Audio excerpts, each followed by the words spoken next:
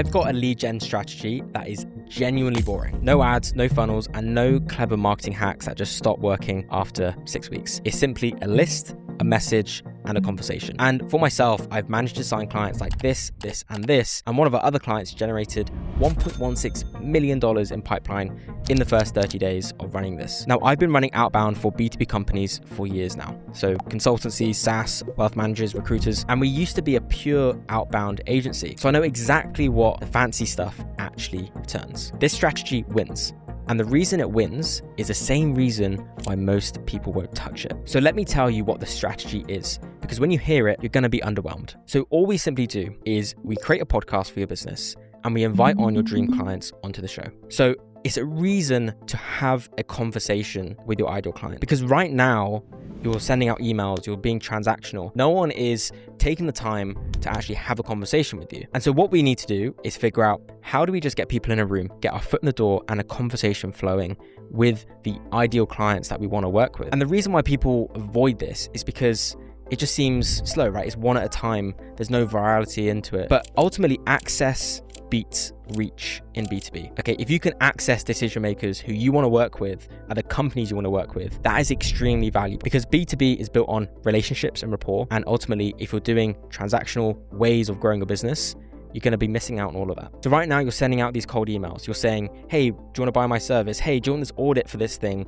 where I'm then going to sell you on whatever service I have? And ultimately, all you're doing is you're burning these relationships. You're burning the ability to even speak to these people. They're saying unsubscribe. They're saying go away. Don't talk to me anymore. People don't want to be sold over an email. Or the other way you're doing it is you're funneling money into ads, Meta ads, LinkedIn ads. If you've got 10, 15K you want to put into that channel, then great, because it does work, but you need to invest a ton of cash and resources into actually making it work. But ultimately, the goal of those ads is, again, just to book a call and have a one-on-one conversation with your ideal clients. And so if you wanted to do it in a way which isn't going to be costing you 15K just to get some results, then ultimately you need to look at these other strategies. Or you're running webinars, right? And webinars back 4 or 5 years ago used to rip for B2B. It used to be great. You could bring on loads and loads of people to your webinar. They would stay, they would watch the whole thing. You would pitch at the end, and sure, a lot of them will take you up on that. But nowadays, because of all these metrics that we have with webinars, it's so hard to actually get the results. So again, how are we getting opt-ins for these webinars? How are we making people join the webinar to begin with? How are we making them stay for the whole webinar as well? Then at the end, how are we making them actually convert into, our service or our product? Ultimately in B2B, it's one-on-one, right? It's relationship based. We need to understand specifically for their situation, all these other things. And so I think now direct conversations are the way to go, rather than these general one-to-many approaches for B2B. So back 2.5, 3 years ago, I started my own podcast, Visionary Voices. And the goal of that was, I just started a brand new business and I wanted to get clients and leads in for that business, right? And I thought to myself, well, if I started a podcast, I could invite on the dream clients I want to work with, and then that should give me some opportunity. My foot is in the door with all these companies, these people, that the next step would be for them to potentially work with me. And what happened in the first 30 days just shocked me, because I booked in about 45 conversations one-on-one onto my calendar with people who were interested in joining me on my show. And these just weren't, random people. These were the dream companies, the dream clients I wanted to work with as well. And I was like, after the years I've had of trying to make cold outbound work by sending thousands of emails a day to, posting on LinkedIn, to try and do all these other growth hacks, which never actually resulted in me having conversations with my dream clients, this worked.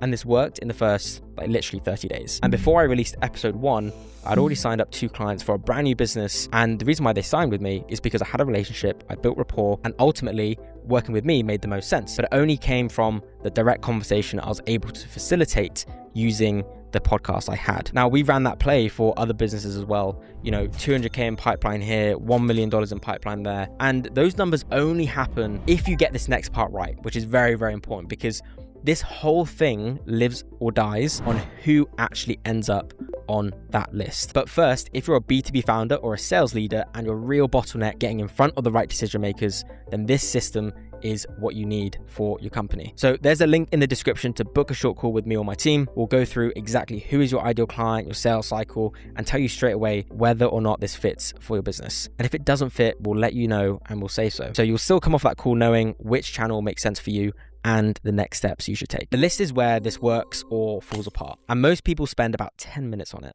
So ultimately, the way you need to go through building your list for this strategy or any type of outbound strategy is firstly pick your dream accounts. So we start with the companies. Who are the dream 100 or 200 companies we want to work at? And what qualifies them, what disqualifies them, to make sure that list is as clean and as powerful as possible. We need to be very, very specific with that. But now most people will go to the next step and just look at, cool, who are the CEOs at the company? Who are the growth leaders at the company, or whatever that could be, whoever your ICP is. But ultimately, we need to be more strategic and more scientific with our approach to building these lists. So the next step you want to take once you have a dream list of companies is to then map the buying committee at each of those. So it's not just a name, it's not just one title. Map out who are the decision makers, who are the champions, who are the buying committee essentially of this account. So it's not just one name. Normally it's a few different names who we need to actually reach out to. And so we need to map this out to understand exactly for each company, who do we need to contact. Now, the way I would go about this, and it's probably similar to what you're doing already, but with a few different changes. So obviously you can go to SalesNav, you can go to Apollo.io. You can use those tools to essentially put together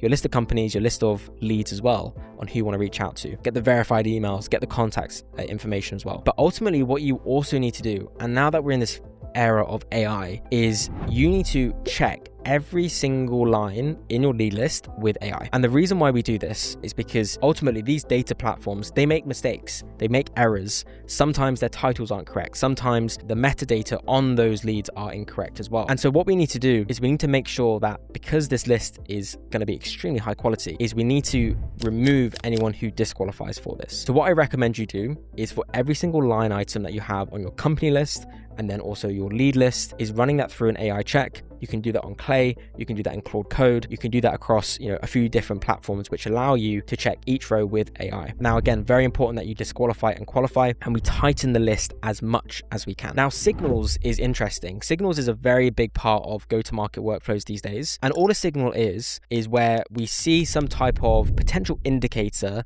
that makes them qualified for our service. So for example, if they've liked a post where they're talking about how to grow a business, for example, then potentially they could be interested in some other growth strategies. And so that could be a signal. Or for example, they've just raised Series A funding, which means they're going to be investing into their go-to-market strategy. They're going to be investing into their team, into their sales, whatever that could be. That could be an indicator as well, and a signal. But ultimately with signals, you need to be careful, because there's a lot of lagging indicators when it comes to these things. So for example, when a company announces Series A, typically it happened 3 or 4 months ago. So they're already in the process and already got the strategy laid out and executing on it on some of those things. So you don't want to just lead with the signal. You don't want to say, hey, I saw you raise Series A, but ultimately you can use signals to some degree to see, does it make sense to reach out to this person? And that could help strengthen the list overall. So ultimately, you need to avoid having a bad list, because not only are you going to be sending to potential emails which don't exist, you're going to get bounce rates, you're going to then get flagged into spam,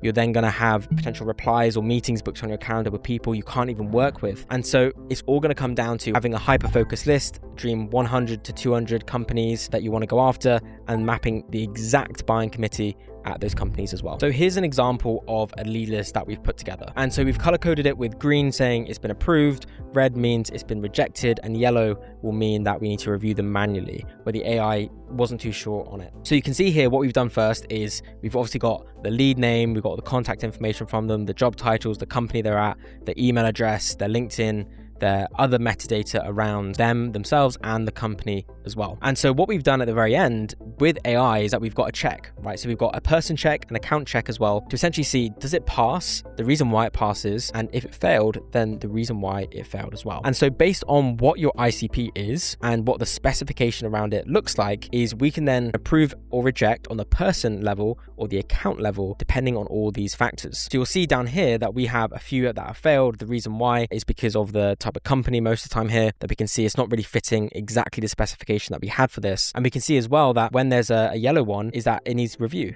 right? We need to review this to see, why don't we think it should be part of this, right? And we need to manually go through and check. And so because of that is, yes, there is going to be a little bit of manual work, but with AI checking every single line, we can do 99% of the work automatically. Now, once that list is clean, the whole thing comes down to one message, and it's a lot shorter than the one you're probably sending now. So for each ICP, this might change slightly, but the general frame of it is the same. All you're saying is, hey, I saw you on LinkedIn. I thought I'd reach out because I have a podcast. I would love to invite you onto this to share about your journey, share about XYZ experiences. Would you be open to a 15-minute chat about the podcast? And that's all you do. You leave it at that, right? So you're not trying to sell them on, exactly the topics you're going to talk about or all those different things as well, because ultimately that doesn't matter. That's something you can review together on your call, on your intro call. But that's pretty much the process that we have for the outbound play. It's very, very simple, very, very easy. But the trap you'll fall into is that it's hard to have the right infrastructure for that.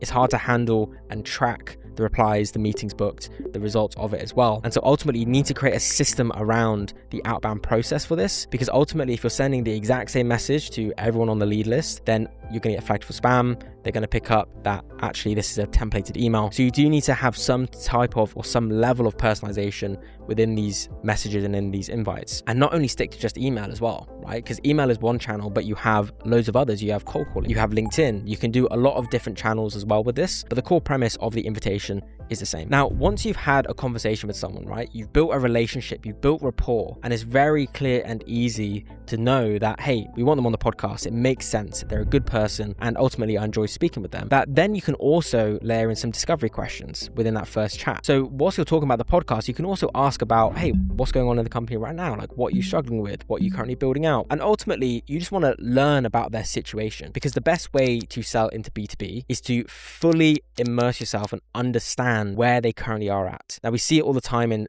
ways to sell and everything, is understanding where someone's at, where they need to end up to, and how we're going to bridge that. And obviously we want to be the bridge for that as well. You need to do this in a very relationship-based way, where essentially you're just helping out a friend. And so once you understand where they're at and everything, then what you can say at the end is just, oh, by the way, you're struggling with this. I can help you with that if you want. Like, let me run you through tomorrow, like how we would fix that. Something very, very casual, very easy, because again, this is relationship-based growth, right? It's a relationship-based sales, if you want to call it that. But I like to look at it as you're simply just helping a friend at that point, right? You built relationship, you built rapport, that the next step is just very easy to go into. Now, the reason why all of this works as well is because these types of people rarely get invited on to share their experiences. And so having the opportunity to be invited on is quite big for them, right? It allows them to share all of their success. And that essentially is what value is here, right? We all know that you need to give value in order to, start speaking to someone and for them to jump on a call with you. And this is immensely valuable to them, but not only to them, but also to you as well, because even the content play from podcasting is of course a major, major upside, which I can cover in another video. But ultimately,